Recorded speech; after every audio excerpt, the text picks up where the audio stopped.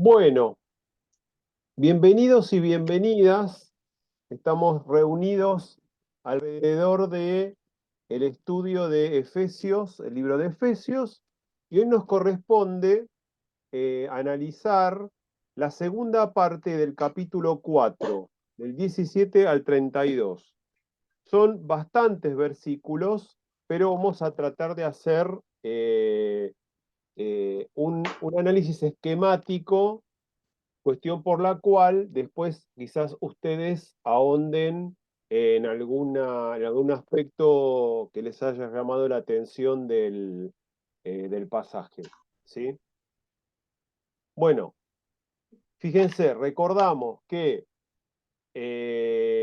recuerden que la carta de Efesios tiene una división natural de narrativa, una primer parte desde el capítulo 1 hasta el capítulo 3, y una segunda parte del capítulo 4 hasta el capítulo 6, y ahí marcado en la flecha naranja, ahí estamos ubicados nosotros en el final del capítulo 4, ¿eh?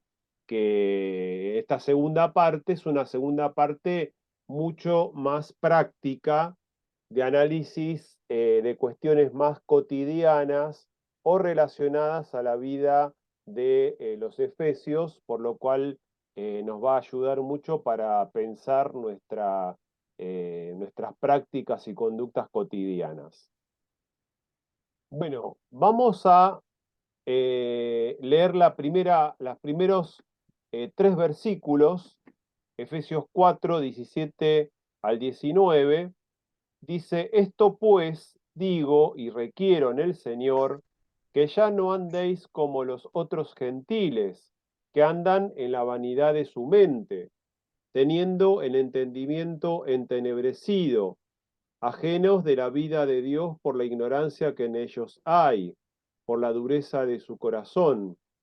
Estos, después que perdieron toda sensibilidad, se entregaron al libertinaje para cometer con avidez toda clase de impureza. Bien, fíjense que hay un conector que es esto pues digo y requiero en el Señor, es decir, que tenemos que recordar qué es lo que estaba diciendo antes, qué es lo que estuvimos analizando y estudiando el jueves pasado. Ahí tienen la primer columna con un pequeño resumen de lo que vimos la clase pasada. Pablo está desarrollando el tema de la unidad del espíritu a través del vínculo de la paz. Toda la primera parte habla de la unidad en el espíritu, de la unidad de la fe. Este deseo que tenía Pablo de que los efesios, los cristianos de Efesios, lleguen al conocimiento pleno de no solamente del Hijo de Dios, sino de la obra del Hijo de Dios. Y que esa obra del Hijo de Dios sea un ejemplo para ellos en sus relaciones interpersonales diarias, siguiendo la verdad en amor, crezcamos. Y se acuerdan que Pablo, digamos, no el apóstol, sino nuestro Pablo, habló de las coyundas o de esas uniones que tiene que haber entre los cristianos, esos lazos que tiene que haber, esas ligaduras que tiene que haber entre los cristianos. Dice, las coyundas que se ayudan mutuamente, esos cristianos que se van ayudando mutuamente para ir edificándose en amor. Bueno, esto es lo que vimos la clase pasada. Por lo cual, teniendo en cuenta esto de la unidad del espíritu, de los vínculos de la paz, de las relaciones de amor, de ir edificándonos los unos a los otros en estos vínculos de hermandad, ahí viene el conector. Dice Pablo, el apóstol, pues no anden como. Y ahí va a describir cómo andan los gentiles paganos o los gentiles no cristianos. Y nos va a dar toda una caracterización de qué elementos tenían estos gentiles paganos. Bueno, habla de vanidad de la mente, quiere decir que los gentiles tenían o pensaban en un lugar sin Dios, no estaba Dios, el Dios del verdadero, en la mentalidad de los paganos, por lo cual Pablo está desarrollando, tratando de explicar cuál era la racionalidad, la forma de pensar de aquellos gentiles que no eran cristianos. Es decir, cómo pensaban. Esto va a ser un preámbulo para después estar explicando y dando conciencia de cómo tendría que pensar un cristiano, un gentil que tuvo un encuentro personal con Cristo. Fíjense que dice cosas bastante, en principio, un poco chocantes. Dice que esta racionalidad pagana, la racionalidad de los gentiles que no tienen a Cristo, dice, están entenebrecidos en su inteligencia, es decir, que están dominados por una inteligencia, no la inteligencia que proviene de Dios y de ese conocimiento del Hijo de Dios, sino una inteligencia proveniente del ser humano, de la conducta del humano. Y es más, dice, esta racionalidad pagana, esta forma de pensar de los gentiles que no tenían a Cristo en su corazón, dice que están ajenos de la vida de Dios. Aquí la existencia humana, tal como ha sido planeada y querida por el Creador. Es decir, que dentro de su forma de pensar no está el modelo de Dios para el ser humano, no está el destino de Dios para el ser humano, ¿sí? Para qué fuimos creados en este mundo. Y dice que no solo que el gentil que no tiene a Cristo está separado, sino que están ajenos. ¿Eh? Y bueno, uno que ha leído filosofía griega o filosofía de los pueblos antiguos, evidentemente esa filosofía apunta hacia una vida que va alimentando la individualidad, la elección personal de vida y no aquel aspecto de Dios que tiene preparado para cada uno de nosotros. Ajenos, pero no separados. Y ahí está el endurecimiento del corazón. El endurecimiento del corazón es cuando en ese lugar en donde pensamos, sentimos, nos esforzamos, no está presente el modelo de Dios, no está presente lo que Dios quiere para cada uno de nosotros. Seguidamente vamos a descubrir cuál es el modelo de Dios para cada uno de nosotros. Pero ese corazón duro, endurecido, en ese corazón, en ese lugar de nuestra humanidad, en donde pensamos, en donde sentimos, en donde tenemos la voluntad, en ese lugar no está presente Dios en los gentiles que no tenían a Cristo. Y allí tenemos contestada la primera pregunta que teníamos para hoy: ¿cómo describe Pablo la vida de los gentiles no cristianos? ¿Sí? Bueno, esa pregunta se contesta, bueno, la vida de los gentiles no cristianos la describe como una vida alejada de Dios, pero lo más importante, la forma de pensar, la forma de pensar de aquel que no tiene a Cristo en su corazón, está alejada de la forma de pensar de Dios. ¿Eh? Es decir, que en la estructura de pensamiento que va a dominar las conductas, las elecciones, los sentimientos, no está presente las enseñanzas de Dios para cada uno de nosotros. A ver si alguien ahora me ayuda en la lectura de Efesios capítulo 4, versículo 20 al 24. A ver si alguien se anima. Efesios 4, 20 a 24. ¿Alguien lo puede leer? ¿Sí? Lo leo. Dale, Andrés, gracias. Del 20 al 24. Del 20 al 24. Ok, dice, mas vosotros no habéis aprendido así a Cristo, si en verdad le habéis oído y habéis sido por él enseñado conforme a la verdad que está en Jesús, en cuanto a la pasada manera de vivir despojado del viejo hombre, que está viciado conforme a los deseos engañosos, y renovado en el espíritu de vuestra mente, y vestido del nuevo hombre, y creado según Dios en la justicia y santidad de la verdad. Gracias, Andrés. Gracias, Andrés. Amén. Bueno, ¿qué está proponiendo Pablo? Recuerden, vamos para atrás. Pablo está describiendo cómo es la forma de pensar de los gentiles que no son cristianos. De los gentiles que no son cristianos. Recuerden que Pablo está dirigiendo una carta a una iglesia que en su mayoría, o hay una dominancia de población gentil, de cultura greco-romana.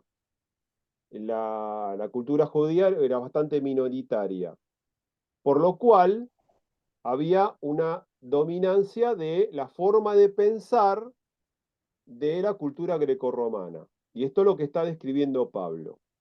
Pero le está hablando a hombres y mujeres con esta cultura grecorromana que han aceptado a Cristo como su persona, son cristianos.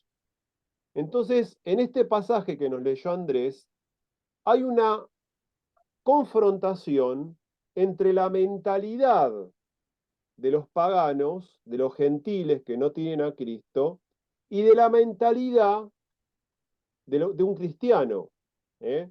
Representado por el color naranja, la mentalidad de los paganos que no son cristianos, y en verde, la mentalidad de la forma de pensar de los gentiles cristianos. Y hay una confrontación, hay un choque, hay una contradicción, dice Pablo. No son lo mismo. Por lo cual él los va a llamar la nueva humanidad y la vieja humanidad. ¿eh? La forma de pensar o la mentalidad de cuando no teníamos a Cristo la llama la vieja humanidad o el viejo hombre. Y esta nueva humanidad que emerge cuando tuvimos un encuentro personal con Cristo, la llama la nueva humanidad. ¿Y qué es lo que dice Pablo? Fíjense, en esta confrontación de las dos mentalidades. Dice que tenemos que aprender a Cristo. Qué interesante esto. Es decir, que tenemos que aprender progresivamente cómo era Cristo y cómo obraba Cristo, y aplicarlo en nuestra vida cotidiana, comprender la obra de Cristo. Pero no solamente comprender, también utiliza el verbo ir a Cristo. ¿eh?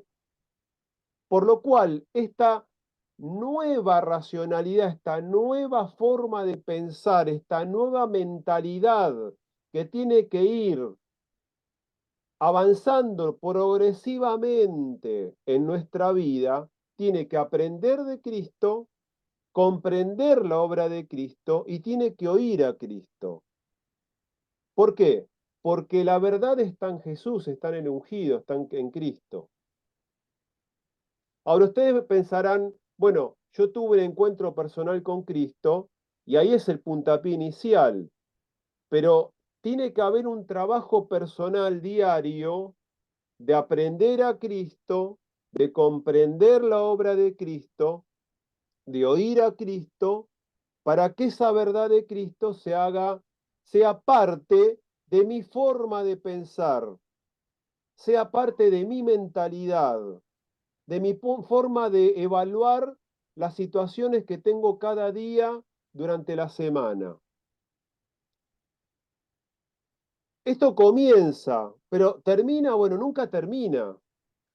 Siempre tengo que estar evaluando si estoy usando o si está esa mentalidad, esa forma de pensar como Cristo pensaría. Siempre tengo que estar evaluando si mi forma de analizar la realidad es a partir de la verdad que está en Jesucristo. Enseñados por Cristo, oyendo por Cristo, aprendiendo de Cristo, porque la única verdad está en Jesucristo. Y Pablo nos dice que tiene que ir dejándose de lado esa forma de pensar, esa vieja humanidad, para que vaya avanzando la nueva forma de pensar, la nueva humanidad, el nuevo hombre, que es en Cristo Jesús. ¿Cómo era la vieja humanidad? Bueno, nos tenemos que despojar de eso, ponerlo afuera de nosotros. ¿Por qué? Porque esa vieja humanidad está corrompida, es destructora y está basada en los deseos egoístas, en los deseos de la seducción, dice Pablo. Ese viejo hombre, esa vieja humanidad, ese viejo humano, literalmente, como dice Pablo, lentamente o progresivamente tenemos que ir despojándolo, sacándolo de nuestra forma de pensar, de nuestra mentalidad. ¿Por qué? Porque esa mentalidad está corrompida, destruye y está basada, la forma de pensar, la forma de pensar, según los deseos egoístas de seducción. ¿Sí? ¿Y qué más dice Pablo?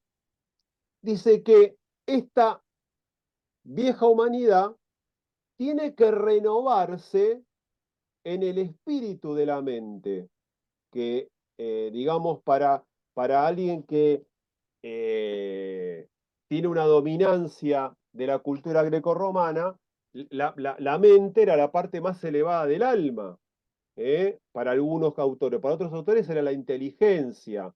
Quiere decir que tiene que haber un cambio de forma de pensar, un cambio de mentalidad.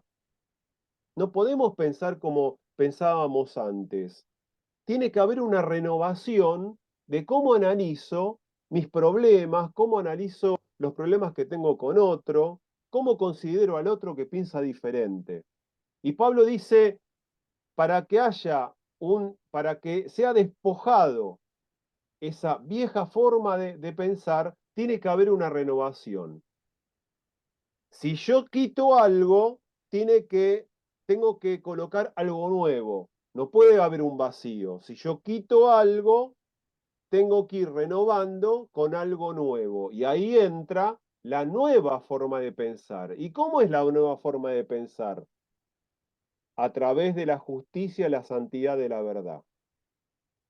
A través de la justicia y santidad de la verdad. Esta tiene que ser el basamento, la estructura, la matriz de mi nueva forma de razonar, de mi nueva forma de pensar. Tiene que estar dominada por la justicia y por la santidad de la verdad. ¿Y qué dice Pablo? ¿Dónde está la verdad? Está en Cristo.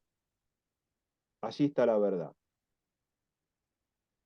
Y allí hemos contestado la segunda pregunta.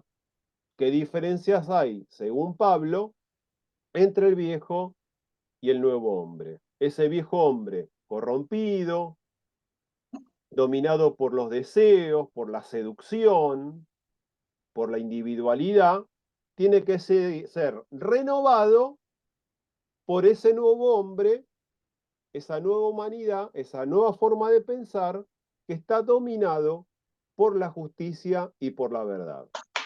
Y a continuación, Pablo sabiamente nos va a dar ejemplos de qué estar, de qué forma uno tiene que pensar a través de la justicia y de la verdad. Y le voy a pedir a algún hermano o hermana que por favor pueda leer Efesios 4, del 25 al 31. Yo leo si quiero. Dale. Dice, por lo cual, desechando la mentira, hablad verdad cada uno con su prójimo, porque somos miembros los unos de los otros. Airaos, pero no pequéis, no se ponga el sol sobre vuestro enojo, ni deis lugar al diablo. El que hurtaba no hurte más, sino trabaje haciendo con sus manos lo que es bueno, para que tenga que compartir con el que padece necesidad. Ninguna palabra corrompida salga de vuestra boca, sino la que sea buena para la necesaria edificación, a fin de dar gracia a los oyentes. Y no contristéis al Espíritu Santo de Dios, con el cual fuiste sellados para el día de la redención. Quítense de vosotros toda amargura, enojo, ira, gritería y maledicencia y toda malicia. Antes sed benignos, unos con otros, misericordiosos, perdonándoos unos a otros, como Dios también perdonó a vosotros. Bien, gracias. Gracias, Gabriela. Gracias, Gabriela. Bien. Fíjese que esta última parte es una parte bastante práctica, muy práctica, en donde él va a dar ejemplos de qué manera, vamos hacia atrás, de qué manera nos tenemos que ir revistiendo de esta nueva forma de pensar para que cambie las conductas que tenemos cotidianamente. ¿Basadas en qué? Basadas en una forma de pensar que esté estructurado en la justicia y en la santidad de la verdad. A ver, así que vamos a ver qué es lo que nos dice Pablo. Ahí estamos. Entonces, la nueva mentalidad cristiana, la nueva mentalidad cristiana. Bueno, allí dice en la parte de arriba que tenemos que dejar la mentira como forma de relación. A veces tomamos esto de la mentira como algo muy elemental, el no mentir. Pero a veces hay formas, son formas sutiles de mentira. Por ejemplo, el engaño, no decir toda la verdad. O el fraude, mostrarnos de una manera que no somos. O la falsedad. Es decir, hay muchas formas de mentira. Y él dice que lo tenemos que desechar esto. No podemos estar relacionándonos con el otro basados en la mentira. Quiere decir que en la mentalidad cristiana, en la nueva forma de pensar, no tiene que haber mentira, no tiene que haber engaño, no tiene que haber medias verdades, no tiene que haber fraude, no tiene que haber falsedades. En eso se basa la verdad. Pablo dice, no solamente tenemos que dejar la mentira, sino que no tenemos que persistir en las situaciones de cólera o de enojo. Fíjense que él no dice, no se enojen. Y para mí es un alivio porque para los que tenemos cierto temperamento, bueno, esto es un alivio, es decir, en el sentido de que hay situaciones de injusticia, situaciones de engaño, situaciones que nos hacen enojar y realmente es muy difícil mantener el equilibrio en esas situaciones. Cuando vemos injusticias en el trabajo, en el estudio, realmente es muy difícil mantener un eje en cuanto a eso. Pero Pablo dice, bueno, puede haber situaciones que nos enojen y que nos salgamos del eje, pero ese enojo no puede llegar al fin del día. Es decir, no puede llegar al otro día. Tenemos que hacer algo para enmendar la situación. Quizás en ese enojo hemos ofendido a alguien o creamos una situación de violencia verbal que se nos fue de las manos. Bueno, tenemos que tener en la nueva mentalidad, tenemos que tener la capacidad de enmendar la situación antes que se ponga el sol. ¿Por qué dice? Para no darle lugar al diablo, para no darle lugar literalmente al acusador o al calumniador y evitar así la división. Podemos indignarnos, enojarnos frente a una situación. Puede ser que esa situación lleve a situaciones de violencia, de enemistad, de distancia, de silencios, pero esas actitudes no pueden llegar al fin del día. Tenemos que tener recursos como para enmendar eso. ¿Para qué? Para no dar lugar al acusador o al calumniador. Entonces, en la nueva forma de pensar, en la nueva racionalidad, en la nueva mentalidad, no hay mentiras. Tengo los recursos para poder enmendar esas situaciones de enojo que me causa alguna situación, que son normales, que es parte de nuestra humanidad. Y dice más, dice Pablo, en vez de hurtar, en vez de robar, hacer con sus manos lo que es bueno compartiendo. Bueno, es raro este pasaje, ¿no? Evidentemente había un problema en la época porque en otras cartas va a volver a aparecer este tema del robo, que el que roba no robe más, sino póngase a trabajar, ¿no? Dice Pablo en otra carta. Pero es interesante que evidentemente había un problema en cuanto al hurto, y él dice, bueno, si en la mentalidad anterior vos conseguías recursos robándole a otro, bueno, ahora lo que tenés que hacer es trabajar y lo que te sobra compartirlo. Es interesantísimo esto. Ahí está el cambio de mentalidad. Porque yo le robo a alguien algo que es de otro, no es mío. Le estoy quitando al otro. Entonces, en la nueva mentalidad dice, ponete a trabajar y si te sobra, compartilo con el otro. No le quites. En la nueva mentalidad cristiana. Si robabas, si hurtabas, si te quedabas con los vueltos, bueno, ponete a trabajar y si te sobra, dalo a aquel que necesita. ¿Eh? Cambio de mentalidad. En vez de tener una actitud egoísta de hurto, tener una actitud solidaria con aquel que lo necesita.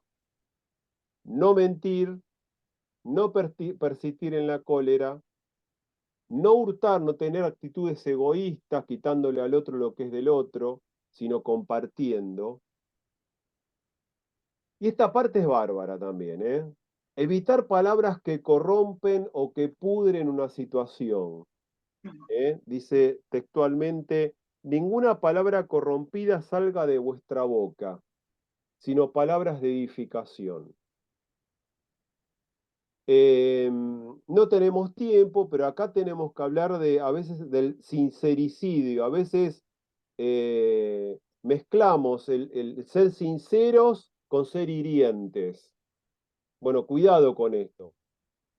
Cuidado con mezclar no mentir con ser hirientes.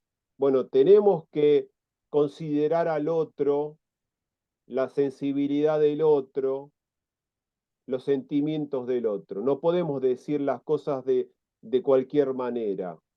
¿Eh?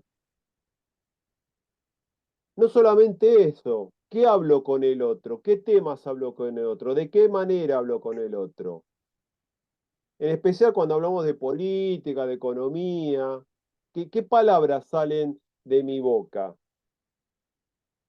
Palabras de edificación, palabras que no corrompen, palabras que no pudran, porque a veces reducimos estos versículos a lo que llamamos las malas palabras o las palabras groseras. ¿Eh? Pero me parece que lo que está queriendo decir Pablo es mucho más que eso. Está queriendo decir el sentido que le damos a las frases. Considerar de qué manera el otro puede recibir lo que nosotros decimos. También es todo un capítulo esto, porque ahí tenemos que ver cuál es el sentido que le da a las ideas, a las palabras el otro, conocer al otro. Cuando yo conozco al otro o a la otra, bueno, ahí sé bien qué le cae bien y qué le cae mal. Y como cristiano tengo que considerar al otro cuando yo hablo. Esto es muy común en los matrimonios. Los matrimonios saben perfectamente qué frases le caen bien al otro y qué frases le caen mal al otro, porque se conocen. Pero entre hermanos, entre una relación de hermandad, también tenemos que considerar las palabras que salen de nuestra boca. Palabras que edifican, palabras que no corrompen, palabras que no pudren, palabras que van a sostener la fe del otro, que la alimenta. ¿eh? Evitar palabras críticas o de hablar mal del otro, sino palabras de edificación, que van más allá de las palabras, malas palabras o las palabras groseras, sino palabras o frases o ideas que edifiquen. Esto también es parte de la nueva forma, la nueva mentalidad que Pablo nos quiere explicar.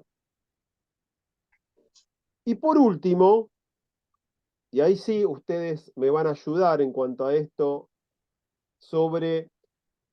ahí hay una palabra rara o difícil, este antropomorfismo, o esta forma humana de describir algo que le puede llegar a pasar al Espíritu Santo, que es entristecerse o contristarse. Esta forma humana de relacionar que el Espíritu Santo puede llegar a tener sentimientos. Obviamente, como es Dios, podemos pensar, bueno, Dios no tiene sentimientos, pero Pablo dice que si nosotros no cumplimos no tenemos esta mentalidad, esta nueva mentalidad, si mentimos, si persistimos en el enojo, en el desaire, en la cólera, si persistimos en el hurto o en el no respeto de la propiedad del otro, si hablamos de cualquier manera, sin considerar los sentimientos de aquel que nos está escuchando, puede haber una posibilidad de entristecer o contristar al Espíritu Santo. Es decir, que es una manera humana de ver al Espíritu Santo. Otras traducciones dice, podemos retraer al Espíritu Santo. Después lo vamos a charlar juntos. Y el capítulo termina otra vez reafirmando el ellos y el nosotros. El ellos de los gentiles no cristianos y el vosotros o el nosotros siendo gentiles cristianos. Y dice, quítense amarguras que producen maldad. En esta nueva mentalidad, en esta nueva forma de pensar, no debe haber amargura, ni cólera, ni ira, ni gritería, ni insultos, ni injurias, sino que en la nueva mentalidad en Cristo Jesús tiene que haber pensamientos compasivos y perdonadores. Pensamientos compasivos y perdonadores. Porque ¿cuál es nuestro modelo? Nuestro modelo es como Dios nos perdonó inmerecidamente por la bondad en su ungido en Cristo Jesús. Ese es el modelo. Ese es el basamento, la matriz, la estructura de nuestra nueva forma de pensar que tendría que haber en cada uno de nosotros. Como Dios nos perdonó inmerecidamente por su bondad, por gracia inmerecida a través de su Hijo Jesucristo. Una mentalidad compasiva, una mentalidad perdonadora. Y allí vamos a la última pregunta. ¿Qué quiere decir no entristecer al Espíritu Santo? Vamos a dar vuelta al versículo. Pablo nos advierte, pueden llegar a entristecer al Espíritu Santo. Y yo les pregunto, ¿qué les parece a ustedes? ¿Qué deberíamos hacer? Que algo ya lo hemos hablado, pero los quiero escuchar a ustedes. ¿Cómo debemos pensar? ¿Cómo debemos obrar? ¿Qué conducta tenemos que tener para no entristecer al Espíritu Santo? Y ahí voy a dejar de compartir. ¿Qué les parece? Aquel que no pueda hablar puede usar el chat, o el que pueda hablar, habla. Pero, ¿cómo no podemos entristecer? Quizás les surja algún ejemplo, algún ejemplo personal, sin decirlo, pero que no esté dentro de la lista o dentro de los ejemplos que nos da Pablo.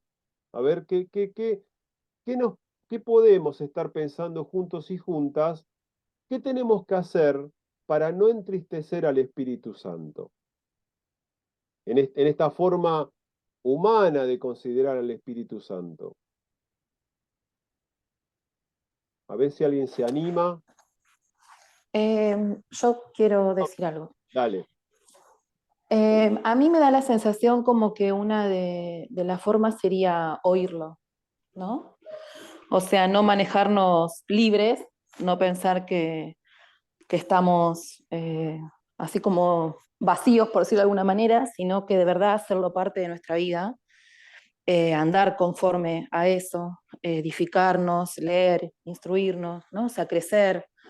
Me parece que esa es una manera de tenerlo contento, Sí, tenerlo presente, ¿no? Y ir conforme a eso, básicamente.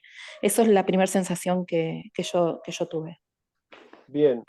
Mirla utiliza digamos, otro antropomorfismo, que es el apagar el Espíritu Santo. Está buena esa también, ¿eh? Es decir, apagar al Espíritu Santo. La otra, si damos vuelta a la pregunta, ¿qué pasa cuando el Espíritu Santo se apaga o se entristece? Algo Romina nos estuvo dando. ¿Qué pasaría si el Espíritu Santo está entristecido, está apagado? ¿Qué pasa con nuestra forma de pensar? A ver qué les parece. Bueno, a mí en lo personal me pasa Tommy. que cuando me dejo así como estar un poco, ahora bueno, a Dios gracias, ya no tanto, o sea, quiero creer que de verdad estoy como más fortalecida, pero en un comienzo, o sea, cuando pensaba que podía andar más como mis propias ideas, era un todo, la verdad que, o sea, yo también terminaba como muy triste y como nada cómoda con esa sensación que yo tenía conmigo misma. O sea, no me encontraba, no era, eran como, qué sé yo, como sensaciones pasajeras, como una alegría muy, muy pequeña, muy débil, que después con el paso de los años y demás, en esta conducta de seguir edificándome y hacer presente todo el tiempo al espíritu y oírlo, me di cuenta que la alegría es esta, ¿no? O sea, que me parece que una de las formas sería esa. Yo también me entristezo cuando el espíritu está triste. No, no lo puedo separar, lo siento. Está bueno eso, Romy, ¿eh? No me gusta ser muy autorreferencial, pero yo tengo una personalidad bastante levantisca, digamos, ¿no? Me sube la temperatura de la sangre rápidamente, y cuando reacciono mal, después, como dice Romina, me entristece. Realmente tengo que hacer todo un trabajo interno para recomponerme, porque realmente me entristece. Lo que me pone contento, o uno le puede poner contento, que hay situaciones que antes lo hacían enojar y ahora no tanto, tiene los recursos como para un poco sobrellevar esas situaciones, pero estoy de acuerdo con Romina eso de la tristeza, ¿no? Cuando no obramos de la manera que Dios quiere, hay un entristecimiento, sí. Estoy de acuerdo con eso. Creo que hay algo en el chat, a ver. eh, Andy, sale a la luz nuestro viejo yo con mucha más facilidad cuando el espíritu está entristecido. Exacto, exactamente. es una de las consecuencias, ¿no? Por eso, el tema de que tenemos que continuamente estar haciendo un trabajo de introspección, de ver hacia adentro de nosotros cómo está ese tema, porque nunca termina, nunca se llega a la plenitud en cuanto a esto. ¿Sí? Puede haber retrocesos normales, pero tenemos que tener los recursos espirituales para recomponer la situación. Gabriela quería decir algo, ¿puede ser? ¿Sí? No, Ah, no, justamente cuando habla de entristecer, el versículo que decía, el 31, justamente declara lo que estábamos hablando recién, ¿no? Quítese de vosotros toda amargura, enojo, ira, gritería, maledicencia y toda malicia. Bueno, cuando el Espíritu no está obrando, cuando el Espíritu está constricto dentro de nosotros, se manifiesta todas estas tristezas, todo esto. Hay un viejo corito que dice, si mi copa está seca y vacía, es muy fácil, bueno, hablar más, rezongar y gritar. Mas Dios llena mi copa de gozo, y bueno, y este gozo tiene que ver con el Espíritu actuando en nuestra vida. Yo recuerdo cuando Jesús le decía, ¿no?, al pueblo de Israel y a los fariseos, y porque dice, ustedes resisten el Espíritu de Dios como lo resistían vuestros padres. Nosotros fuimos sellados con el Espíritu de Dios, ¿no? Y en el verso 23 dice, renovados en el Espíritu de vuestra mente. El Espíritu de Dios hace algo en nosotros a todo nivel. Y en esto de el razonamiento y el Espíritu que está en nosotros. Entonces ya nos enseñó, por medio de su Espíritu, declara a nuestro Espíritu. Y en esa declaración que hace, en ese entendimiento que ya tenemos, dice, bueno, ahora sean consecuentes con eso con eso que entendieron y el Espíritu les hace entender. Y yo creo que tiene que ver con eh, una entrega. ¿Eh? ¿Y qué es lo que trata el pasaje? De entregarse ya a este nuevo pensamiento, a esta nueva vida, que nada tiene que ver con la anterior. Me pasó hace poquito en el trabajo, estábamos hablando de un tema, de cómo comportarse, y yo le decía, bueno, uno tiene que hacer así, así, así, si tiene la culpa, no echarle la culpa a lo otro. Y me miraron entre mis compañeros y me dijeron, vos solo pensás así. Como diciendo, claro, Voz Populi, que sí, sí. hay que lavarse las manos y hay que zafar a todo nivel. Claro, y me di cuenta, bueno, es obvio, Claro, es cómo se manejan los gentiles porque no tienen a Dios.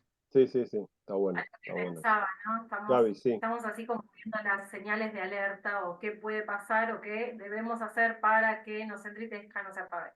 Ahora pensaba y un poco leía el comentario también que el otro día había compartido Pablo, este peligro de las pequeñas licencias, ¿no?, que nos podemos ir dando cuando no nos exponemos a ese ablande, como ese motor que sale 0 kilómetros y necesita hacer esos kilómetros, como nosotros cuando no nos ponemos al ablande del Señor en nuestro espíritu, en nuestra mente, cómo podemos endurecernos y cosas que quizás en un momento en que estamos apegados al Espíritu Santo y a la voluntad de Dios nos parecen que ofenden al Señor, cuando eso lo vamos dejando de hacer, ya como que nos vamos haciendo más insensibles, ¿no? Esas cosas que considerábamos que realmente eran una ofensa al Espíritu Santo y al Señor, ¿no? Y no damos testimonio. Entonces, bueno, esta necesidad de poder estar pendientes del trabajo del Señor constante en nuestras vidas. Para Buenísimo, evitar el derrape. sí. Bueno, voy a dejar de grabar